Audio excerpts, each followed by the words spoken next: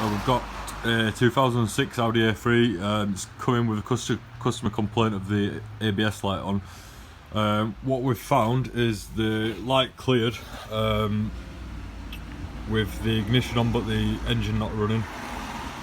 As soon as you started the car and you drove off, hit 25-30 miles per hour, the ABS light came back on after it was cleared.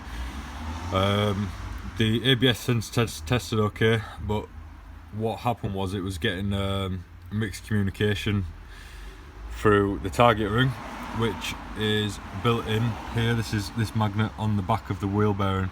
So if you compare the new wheel bearing, which I'm about to fit, to the old one, you've got sections of the magnet missing.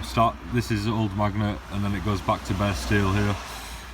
If yours is the same, the cure for it is fit a new wheel bearing, clear the ABS light, and that'll fix your problem. Thanks for watching.